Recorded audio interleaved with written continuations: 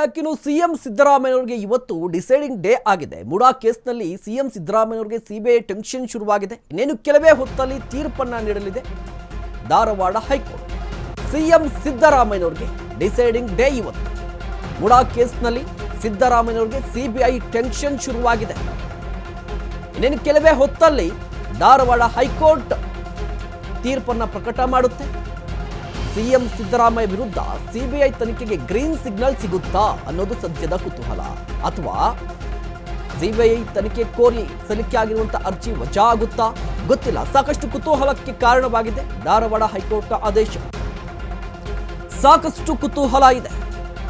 ಸಿದ್ದರಾಮಯ್ಯನವರ ವಿರುದ್ಧ ಮೂಡ ಹಗರಣಕ್ಕೆ ಸಂಬಂಧಪಟ್ಟಂತೆ ಸ್ನೇಹಮಯಿ ಕೃಷ್ಣ ಅವರು ಸಿಬಿಐಗೆ ವಹಿಸಬೇಕು ಈ ಪ್ರಕರಣವನ್ನ ಅಂತ ಹೇಳಿ ಕೋರ್ಟ್ಗೆ ಅರ್ಜಿಯನ್ನು ಸಲ್ಲಿಸಿದ್ದಾರೆ. ಈ ಅರ್ಜಿಯ ವಿಚಾರಣೆ ಕೂಡ ಮುಕ್ತಾಯವಾಗಿರುವಂಥದ್ದು.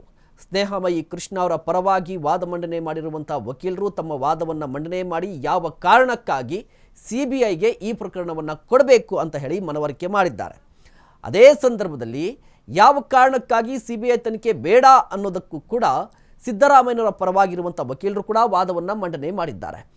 ಎರಡೂ ಕಡೆ ವಾದ ಪ್ರತಿವಾದ ಕಂಪ್ಲೀಟ್ ಆಗಿದೆ. ಇವತ್ತು ಆದೇಶ ಹೊರಬರುತ್ತೆ. ಇನ್ನೇನು ಕೆಲವೇ ಕ್ಷಣಗಳು ಮಾತ್ರ ಬಾಕಿ ಇರುವಂಥದ್ದು. ಇನ್ನೇನು ಕೆಲವೇ ಕ್ಷಣಗಳಲ್ಲಿ ಸಿಎಂ ಸಿದ್ದರಾಮಯ್ಯನವರ ಭವಿಷ್ಯ ನಿರ್ಧಾರವಾಗುತ್ತೆ.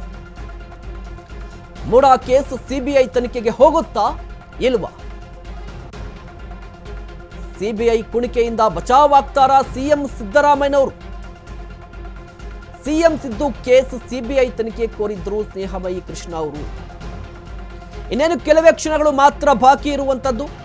ಧಾರವಾಡದ ಹೈಕೋರ್ಟ್ ತೀರ್ಪನ್ನು ಪ್ರಕಟ ಮಾಡುತ್ತೆ. ಮುಡಾ ಕೇಸ್ ಸಿಬಿಐ ತನಿಖೆಗೆ ಹೋಗುತ್ತಾ ಅನ್ನೋದು ಸದ್ಯದ ಕುತೂಹಲ ಇರುವಂಥದ್ದು. ಒಂದು ವೇಳೆ ಏನಾದರೂ ಸಿಬಿಐಗೆ ಮುಡಾ ಕೇಸ್ ಹೋದ್ರೆ ಏನು ಆಗುತ್ತೆ?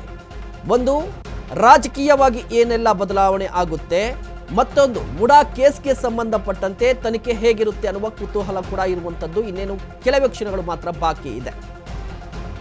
ಮುಡಾದಲ್ಲಿ 14 ಸೈಟ್ ಅನ್ನ ಪಡೆದುಕೊಂಡಿದ್ದಾರೆ ಸಿಎಂ ಸಿದ್ದರಾಮಯ್ಯನವರ ಪತ್ನಿ. ಈ ರೀತಿಯಾಗಿ 14 ಸೈಟ್ಗಳನ್ನು ಕೊಡಲಿಕ್ಕೆ ಸಿದ್ದರಾಮಯ್ಯನವರ ಪ್ರಭಾವ ಕಾರಣ. ಅಂದ್ರೆ ಸಿದ್ದರಾಮಯ್ಯನವರು ಹಂತ ಹಂತವಾಗಿ ಈ ಹಿಂದೆ DCM ಆಗಿದ್ದಂತಹ ಸಂದರ್ಭದಲ್ಲಿ, ಅದಾದ ಬಳಿಕ ವಿರೋಧ ಪಕ್ಷದ ನಾಯಕರಾಗಿದ್ದಂತಹ ಸಂದರ್ಭದಲ್ಲಿ ಅವರು ಪ್ರಭಾವವನ್ನು ಬೀರಿ ತಮ್ಮ ಪತ್ನಿಗೆ 14 ಸೈಟನ್ನು ಕೊಡಿಸಿದ್ದಾರೆ. ಅಂದರೆ ಪ್ರಭಾವವನ್ನು ಬೀರಿದ್ದಾರೆ ಅನ್ನುವ ಆರೋಪ.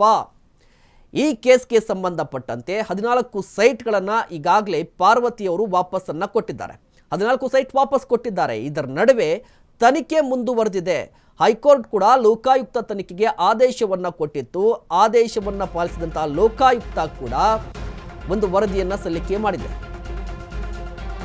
27ನೇ ತಾರೀಕು ಜನವರಿ 27ನೇ ತಾರೀಕು ವಾದ ಪ್ರತಿವಾದ ಕಂಪ್ಲೀಟ್ ಆಗಿತ್ತು, ವಿಚಾರಣೆ ಕಂಪ್ಲೀಟ್ ಆಗಿತ್ತು, ಆದೇಶವನ್ನು ಕಾಯ್ದಿರಿಸಲಾಗಿತ್ತು.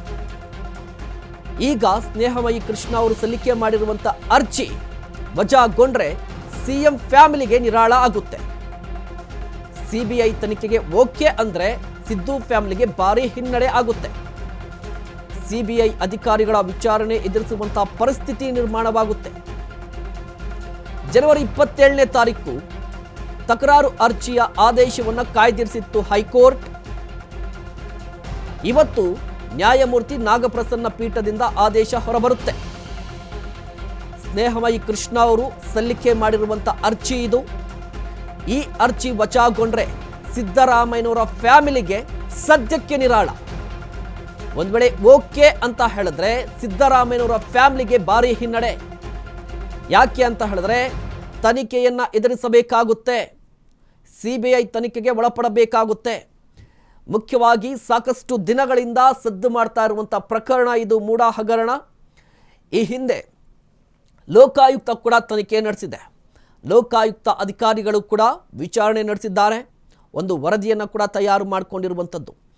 ಮೂಡಾದ ಮಾಜಿ ಆಯುಕ್ತರನ್ನು ಕೂಡ ವಿಚಾರಣೆಗೆ ಒಳಪಡಿಸಲಾಗಿತ್ತು.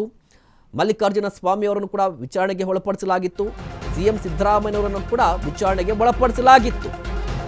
ಆದರೆ ಆ ಲೋಕಾಯುಕ್ತ ತನಿಖೆಯನ್ನ ಸ್ನೇಹಮಯಿ ಕೃಷ್ಣ ಅವರು ಒಪ್ತಾ ಇಲ್ಲ.